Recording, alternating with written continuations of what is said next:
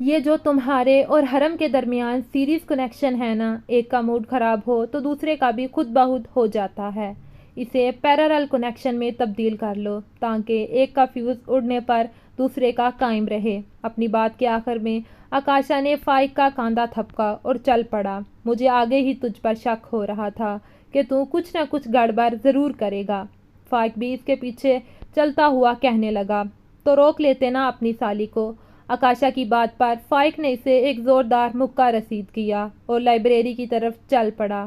میں کیا کروں، لوگ خود ہی میری بات مانتے ہیں، میں زبردستی تو نہیں کرتا۔ چل بیٹا آکاشا، آج کا دن کافی مزیدار ہونے والا ہے۔ وہ خود کلامی کرتے ہوئے اپنے ڈپارٹمنٹ کی طرف چل دیا۔ یوشے کو گاؤں کی زندگی اور ماحول شروع سے ہی بہت زیادہ پسند تھا، اسی لیے وہ اپنی تعلیم مکمل کرتے ہی واپس لوٹ آیا تھا۔ آج بھی وہ گاؤں کی سیر کے لیے جیپ لے کر نکلا تھا۔ آس پاس پھیلے ہوئے سرسوں کے کھیت اپنی خوبصورتی سے اس کی آنکھوں کو خیراں کر رہے تھے جب اس کا موبائل فون بجا۔ ڈیش بورڈ سے فون اٹھاتے ہوئے جو نام سکرین پر جگمگا رہا تھا، اسے دیکھ کر یوشے نے جیپ آہستہ سے ایک سائڈ پر روکی۔ السلام علیکم، مودبانہ سا سلام کیا۔ وعلیکم السلام پہچانا، بڑے ہی مان سے پوچھا گیا۔ ایک بیٹا اپنی ماں کو ہر حال میں پہچان لیتا ہے تو میں کیوں نہیں پہچانوں گا؟ یوشے کے جواب نے عدن کا دل خوش کر دیا۔ اچھا، اگر پہچان لیا ہے تو یہ بھی یاد ہوگا کہ تم نے اتوار کو آنے کا وعدہ کیا تھا۔ او سوری چھوٹی مما، میں بھول گیا تھا۔ یوشے نے معذرت کی۔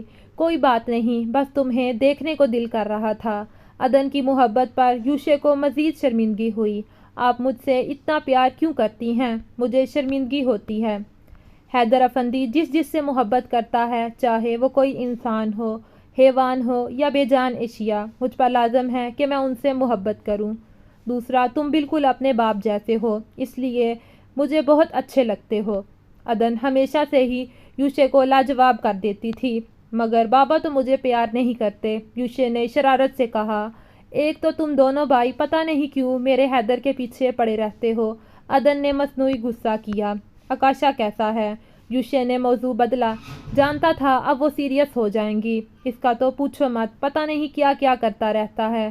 میں چاہتی ہوں کہ تم اسے سمجھاؤ۔ عدن کی بات پر یوشے نے حامی بھر لی۔ مان بھی تو رکھنا تھا۔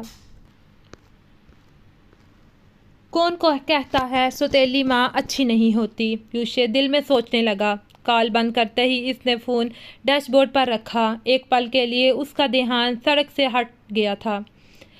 ایک بھیانک زنانہ چیخ نے اس کے کانوں کو جلا بخشی۔ فوراً بریک لگائی۔ یوشے جلدی سے جیپ کا دروازہ کھول کر باہر نکلا تو سڑک پر کچھ لکڑیاں بکھری پڑی تھیں اور ایک لڑکی گری ہوئی تھی۔ سوری، آپ کو چوٹ تو نہیں لگی؟ یوشے نے اس کے قریب بیٹھتے ہوئے پوچھا، جس پر اس نے خوفزدہ نظروں سے اسے دیکھا۔ تم وہی ہو نا جسے اس دن؟ یوشے نے کہتے ہوئے اس کے پاؤں کی طرف دیکھا، جہاں آج بھی وہی رومال بندھا تھا۔ چیخنے اور چوٹ کھانے کے علاوہ تیسرا کون سا ایسا کام ہے جو تم اچھے سے کرتی ہو؟ یوشے نے جیپ کے بونٹ پر بیٹھتے ہوئے اس کا جائزہ لیا، جو اب اپنی لکڑیاں اٹھا رہی تھی۔ تم نے میری بات کا جواب نہیں دیا۔ جب وہ لڑکی مکمل خاموشی سے اپنا کام کرتی رہی تو یوشے نے اسے دوبارہ مخاطب کیا۔ میں الٹی گنتی ایک سانس میں گن سکتی ہوں، وہ بھی بالکل ٹھیک۔ اس کا معصومانہ جواب یوشے کو مسکرانے پر مجبور کر گیا۔ نام کیا تھا تمہارا؟ یوشے نے بونٹ سے اترتے ہوئے پوچھا۔ اس دن بتایا تو تھا، لڑکی نے ڈرتے ڈرتے جواب دیا۔ مجھے یاد نہیں رہا۔ یوشے نے اپنی چادر کاندھے پر ڈال لی۔ امسال اللہ دیتا۔ لڑکی اب اپنی لکڑیاں باندھ رہی تھی۔ امسال تک تو ٹھیک ہے، مگر اللہ دیتا کچھ عجیب سا لگتا ہے۔ تمہارے نام ساتھ کوئی زبردست سا نام ہونا چاہیے، جیسے یوشے نے سوچنے کی ایکٹنگ کی۔ میرے ابا جی کا نام ہے۔ عجیب نہیں لگتا؟ بہت پیارا لگتا ہے۔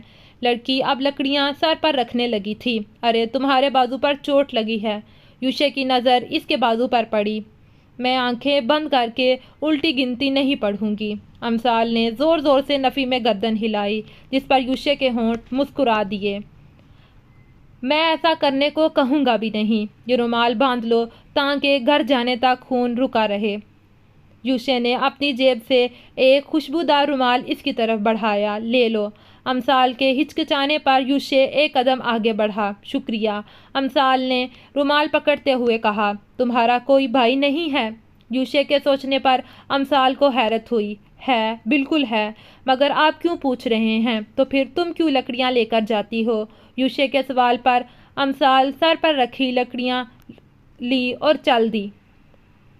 عجیب بدتمیز لڑکی ہے، مگر ہے دلچسپ، یوشے کہتا ہوا واپس جیپ کی طرف مڑ گیا۔ حیدر افندی اپنے کمرے میں بیٹھے زمینوں کا حساب کتاب دیکھ رہے تھے جب راشدہ بیگم چائے کا کپ تھامے اندر داخل ہوئیں۔ ذرا یوشے کو بلا دو، اگر وہ نواب صاحب اپنے کمرے میں ہیں تو۔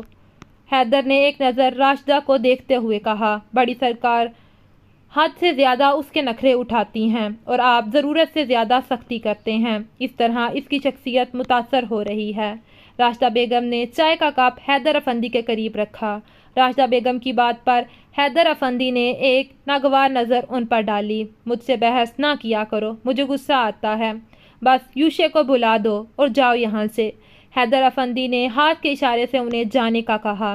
عدن سے تو آپ بڑے پیار سے بات کرتے ہیں، وہ بھی بیوی ہے آپ کی اور میں بھی، پھر اتنا فرق کیوں؟ عدن کے نام پر حیدر افندی کا ہاتھ تھما۔ اچھا، تو اب میں اس گھر میں فون پر بھی بات نہیں کر سکتا؟ انداز پوچھنے والا تھا یا بتانے والا؟ راشدہ بیگم کو پتہ نہ چل سکا۔ میں صرف محبت کی بات کر رہی ہوں، راشدہ بیگم نے جتایا۔ اس کے حصے میں حیدر افندی کی محبت آئی ہے تو تمہیں پورا حیدر افندی، نقصان میں تو نہ رہی تم؟ حیدر کی بات راشدہ بیگم کو کچھ خاص پسند نہیں آئی۔ میرے پاس ہوتے ہوئے بھی آپ اسی کے پاس ہوتے ہیں، گلا زبان سے نکلا۔ یہ فیصلہ بھی تمہارا تھا، یاد کرو میں نے اختیار دیا تھا۔ حیدر افندی کے جواب پر وہ چپ چاپ کمرے سے نکل گئیں۔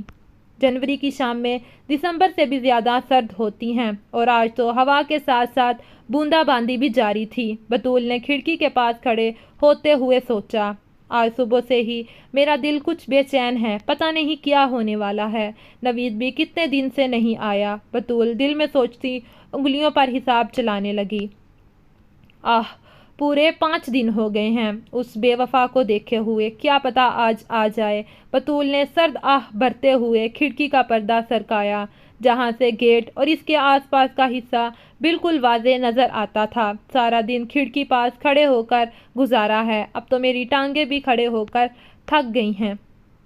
انتظار بہت ہی بری چیز کا نام ہے، خاص طور پر جب اپنے محبوب کا ہو۔ بطول سوچتی ہوئی پاس پڑے صوفے پر پاؤں اوپر کر کے بیٹھ گئی۔ جسم کو ذرا سی حرارت ملی تو وہ کب نیند کی وادیوں میں نوید کے ساتھ سفر کرنے لگی، اسے خود بھی پتہ نہ چلا۔ راشدہ بیگم کمرے میں داخل ہوئی تو سرد ہوا کے جھونکوں نے ان کا استقبال کیا۔ عجیب پاگل لڑکی ہے، کھڑکی کھول کر سو رہی ہے۔ راشدہ بیگم نے بڑبڑاتے ہوئے کھڑکی بند کی اور پردے گرا دیے، ہیٹر آن کیا اور بطول کو پیار سے پکارا، بطول بیٹا یہاں کیوں سو رہی ہو؟ ارے تمہیں تو بخار ہو رہا ہے، ذرا اپنا چہرہ تو دیکھو، کیسے بخار کی شدت سے دہک رہا ہے۔ راشدہ بیگم کی آواز پر وہ اپنی آنکھوں کو بمشکل کھولنے کی کوشش کرنے لگی۔ چچی آپ؟ بطول نے انہیں دیکھتے ہی حیرت کا اظہار کیا۔ صوفے پر سو رہی ہو، ہیٹر بھی آن نہیں کیا اور کھڑکی بھی کھلی رکھی ہوئی ہے، بیمار نہیں ہوگی تو اور کیا ہوگا؟ اپنے مرنے کا پورا بندوبست کیا ہوا ہے، ہم پر ذرا رحم نہیں آتا کہ تمہارے بنا کیا کریں گے ہم؟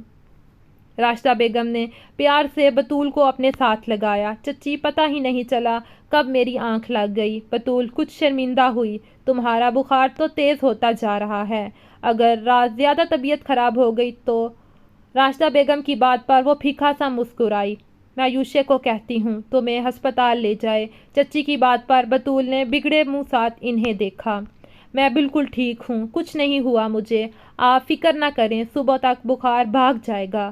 بطول یوشے ساتھ کہیں بھی جانا نہیں چاہتی تھی۔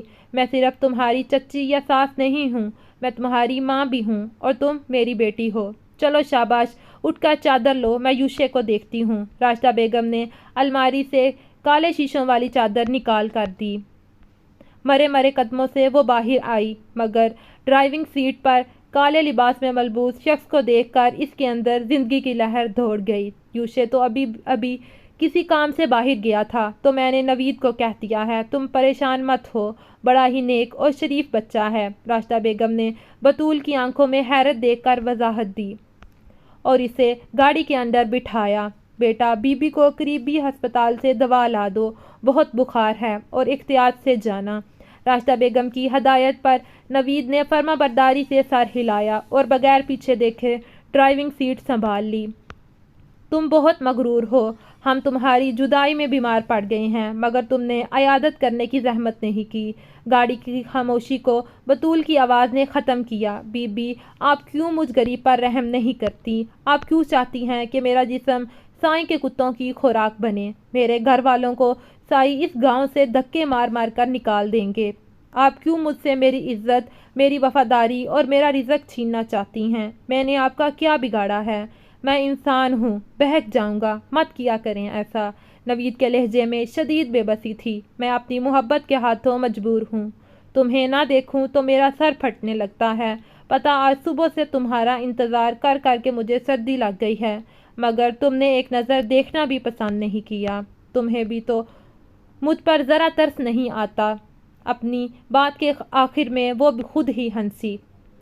آپ بالکل غلط راستے پر چل رہی ہیں، اس کی کوئی منزل نہیں، تھک جائیں گی، ابھی بھی وقت ہے، لوٹ جائیں۔ نوید نے اب کی بار قدرے نرم لہجے میں سمجھایا۔ میں تمہیں اچھی نہیں لگتی ہوں، پر میں کیا کروں، مجبور ہو جاتی ہوں۔ بطول کی آنکھوں سے ٹپ ٹپ پانی بہنے لگا۔ کون کافر ہے جو ایسی شریک حیات نہ چاہے گا، مگر میں آپ کے قابل نہیں ہوں۔ ہم سمندر کے دو کنارے ہیں، کبھی مسل نہیں سکتے، نہ ہی کبھی مل سکتے ہیں۔ نوید نے بیک مرر میں اس پریوش کو روتا دیکھ کر سوچا۔ آپ آگے ہی بیمار ہیں، پلیز روئیں مت، طبیعت بگڑ جائے گی۔ نوید کی بات پر بطول نے اپنے آنسو صاف کیے اور شکوہ بڑی نظر سے اس کی پشت کو دیکھا۔ اگر میرے آنسوؤں کی پرواہ ہوتی تو تم ایسے نہ ہوتے۔ بطول اپنی سوچ پر خود ہی مسکرائی۔ چلیں بی بی، نیچے اتریں، ہسپتال آ گیا ہے۔ نوید نے مؤدبانہ انداز میں دروازہ کھول کر کہا۔ علاج اس کا محبت ہے، اور وہ لڑکی فضول دوڑتی پھرتی ہے اسپتالوں میں۔ امثال کب سے گیلی لکڑیوں کو آگ لگانے کی کوشش کر رہی تھی، مگر ابھی تک وہ آگ لگانے میں ناکام تھی۔ بیٹا، کیا بات ہے، آج کھانا ملے گا یا نہیں؟ ماسٹر اللہ دیتا نے پیار سے پوچھا۔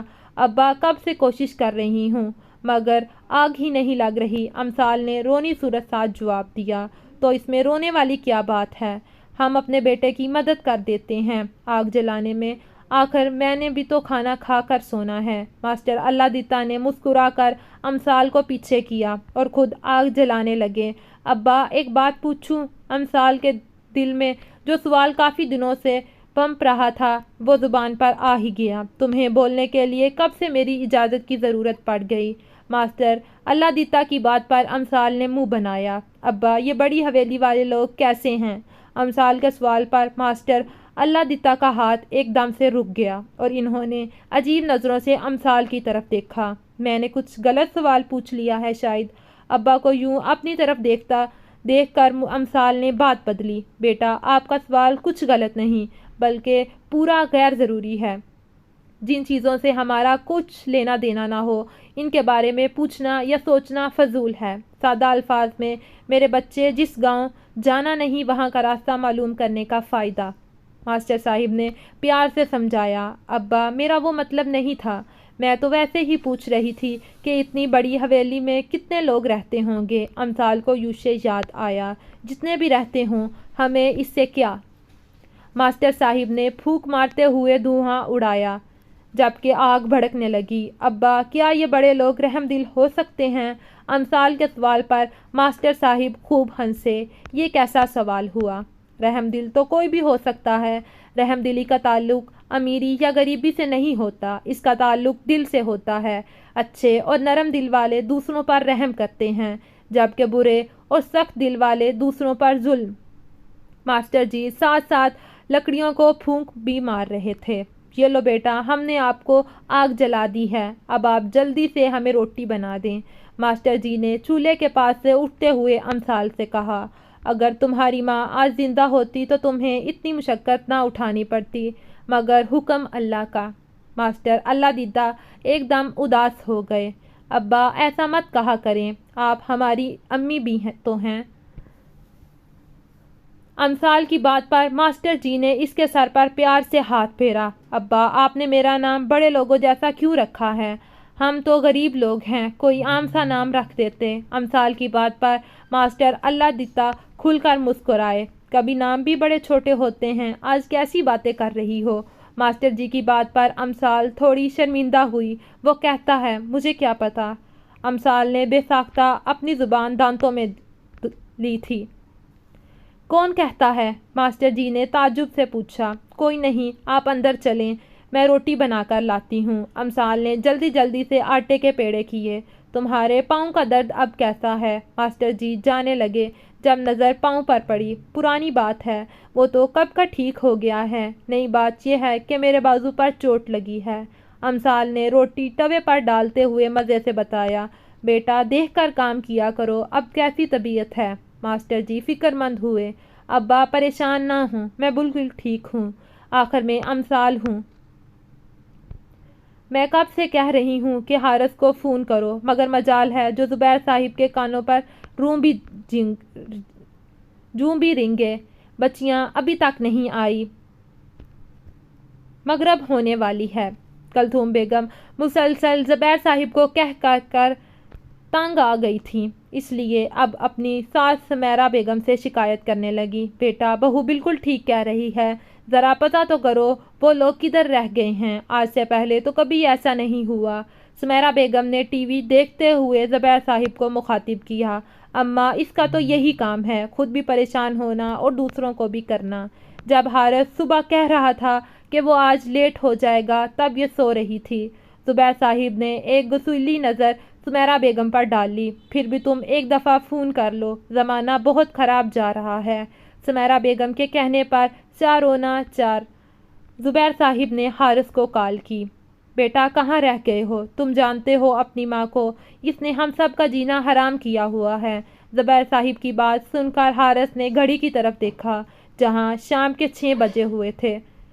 سوری بابا، مجھے کام میں وقت گزرنے کا پتہ ہی نہیں چلا، میں ابھی نکلتا ہوں۔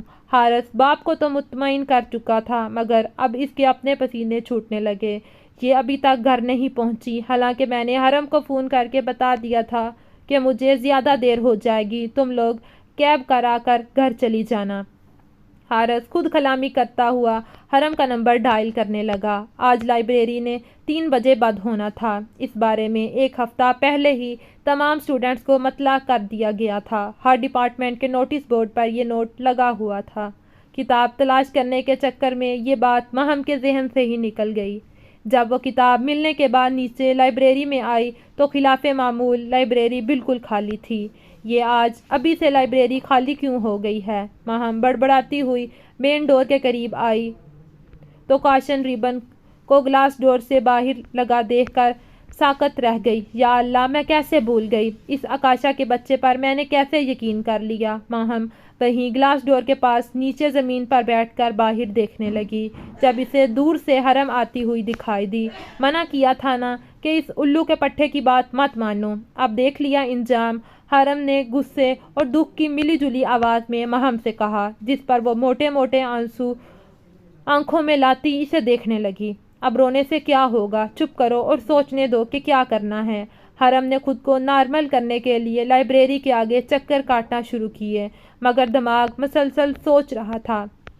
میں نے منع کیا تھا کہ اس کی باتوں میں نہ آؤ، مگر فائق نے حرم کے قریب آتے ہوئے کہا، اگر مدد کر سکتے ہو تو ٹھیک ہے، ورنہ نکل جاؤ یہاں سے۔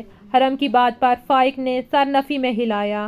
ہم سیکیورٹی اہلکار کو نہیں بلا سکتے کیونکہ نوٹیفکیشن کتنے دنوں سے ڈپارٹمنٹ میں چمک رہا ہے۔ فائق کی بات پر حرم نے سر ہلایا اور دونوں چلتے ہوئے مہم کے سامنے آ رکے۔ پلیز کچھ کرو، مجھے ڈر لگ رہا ہے، شام ہو رہی ہے۔